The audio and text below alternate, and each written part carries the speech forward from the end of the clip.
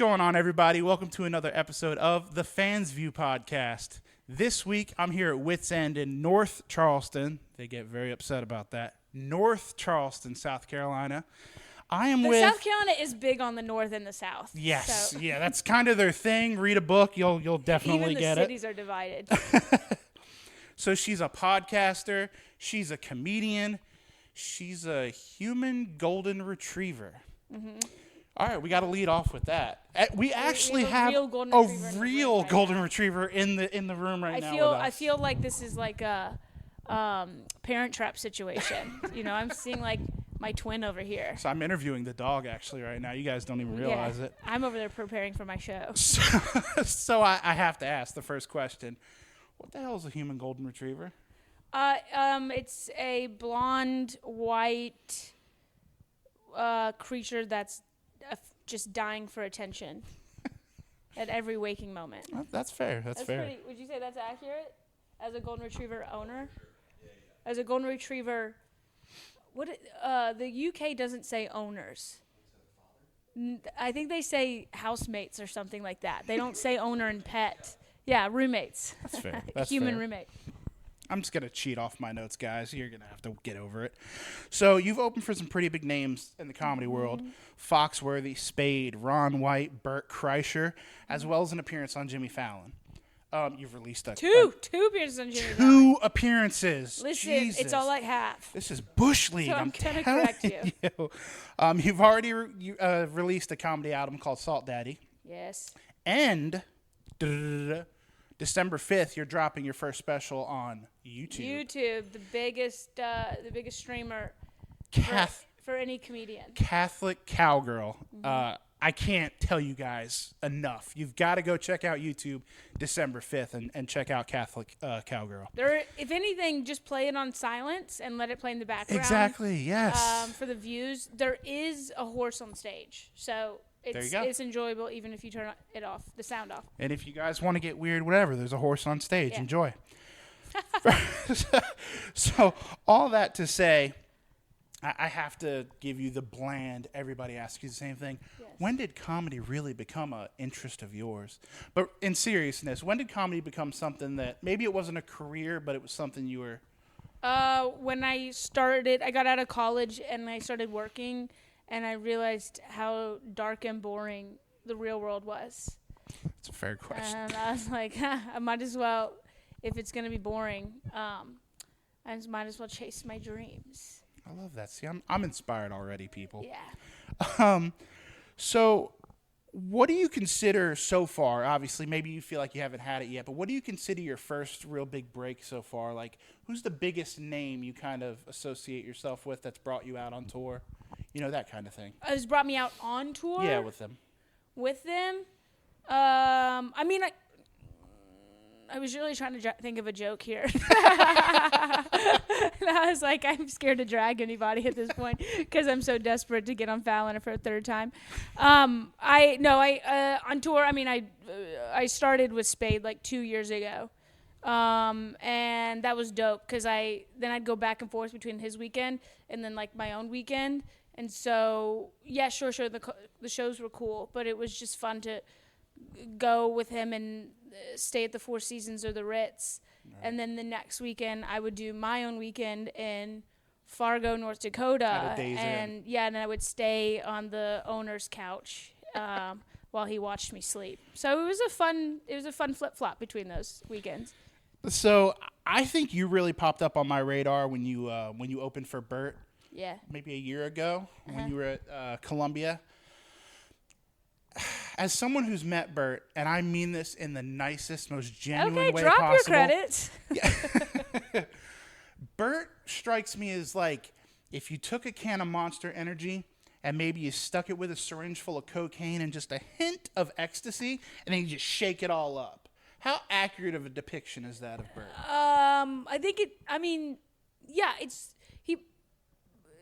Yes, but I also like add in like a good like shot of a ray of sunshine too. Like he is truly like. Somebody was texting me the other day. They're like, "Bert's on my plane. I'm so scared to say hi." And I was like, "Dude, he's the perfect person to say hi to as a stranger. He's the nicest, most genuine, most generous person who's never tired. Every day he wakes up and he's like, he's a go-getter. He's like, let's go do an activity, let's go promote something, but he's never like complaining about everything he has on his plate. Everybody around him, he like wants to get people involved, and he wants to introduce you to you to you to you to you. And he's like, I like when I like wake up and I'm bitching about, you know, like having to go travel to another city for the third day in a row. I think about Bert, and I'm like, shut up, Catherine. You're gonna have millions one day.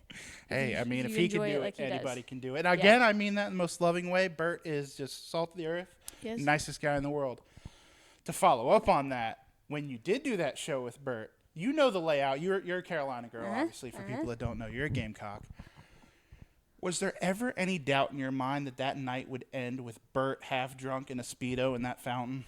No, I knew that was gonna happen. That was the worst part, though, because that's the thing. Like I said, he's never stops promoting, and he's an internet genius. He makes every moment like a social media moment. But he's also having fun. He's not doing it. He's being genuine about having fun while he does it. But you learn from him, and you want to do it. But I went to school there. I worked at the arena that we performed at, and then a bunch of my major was sport and entertainment management. So like learning about venue management, like arena management and touring, that was my major. So all like the GM of the arena and a bunch of other people were my college professors. So he was like, we're jumping in the fountain, and another tour manager gave me her bathing suit bottoms. Right. So I'm all of a sudden soaking wet in pretty much bra and underwear, professionally standing in front of my old boss. Nice. And then 3 of my college professors. And we both had to look at each other, and we were both like, we both hate this. We both hate this so much, but we have to pretend like we're enjoying. I had to give them a hug, soaking wet in a sports bra. Could have been worse. Could have been February. I'm trying. Anything to make my boobs look a little bit bigger would have been nice, honestly. It was a very awkward moment, and it was probably awkward for them because they were like, oh, look how cool a thing we get to see one of our shining students like having a really cool moment. Now she's performing at the arena, and then moments later they're like half naked in the and fountain. now we have to enjoy her. And sober too. How about that? Yeah, no, Sober-ish. never sober. Soberish. Maybe. Never sober. All right, fair enough. She's a Carolina girl. I'm trying to give her every way out. Never sober. That's the name of my tour. So like I said, you have the upcoming special, Catholic Cowgirl, coming out on December 5th. Mm-hmm. Where did you shoot it? In Houston, Riot Comedy Club. It's half club, half attic, and it was cool to like do something kind of, because it was like an independent club. So it's like this club. Right. It's dope because then you kind of have free reign to like, I brought a giant horse statue on stage and like got to like make fun of half the building being exposed and like the beams and everything, half the roof being exposed, and like it was dope to just keep it humble, right? Yeah. So even if you don't go to Netflix with your next special, like you might have a full roof in the next venue. It's important to always like to keep yourself humble. I hear you. There's always there's always growth potentially. Is there anything special, or do you try to keep it as as normal as you can on a night like that where it's completely out of the ordinary? It's not tonight. Not taking anything away from tonight, but do you try to keep it just business as usual on a special night like that? Like no. Pre-show? No, not at all. I'm like, this isn't fucking. How many opportunities do you get to like have a day that you're shooting your special? Fair. I'm like, dude, this is the freaking. I'm getting ready for the Grammys here, y'all. Get out of my freaking way. I'm never gonna have a wedding, so I'm the bride today. I live it up. We have many more specials to come. You're right. So. Yeah, I have a lot. That's all my wedding days. I hear you. All right. We don't have a serial dater, but we're gonna have a serial. No, whatever. I turn into a bridezilla that day. I have every excuse in the world, so I'm gonna do it. So, I know I love how much you love to joke around and stuff, but I'm gonna have to get serious with you for 2 questions. Oh God, I hate this. I know it. You better pay me for this. Where were you when OJ? No, I'm just kidding. What do you like to do when you're away from the stage, when you're not? What is this, serious? Oh, it's going to get serious. Okay. Oh, it's gonna get serious. What do I like to do? Yeah, this is the fans' view, so I'd love to know, what are you a fan of when you're not? I love to Getting fountains naked. I love to go travel. I want to go to Colorado when I want to go hike a mountain, and I don't know,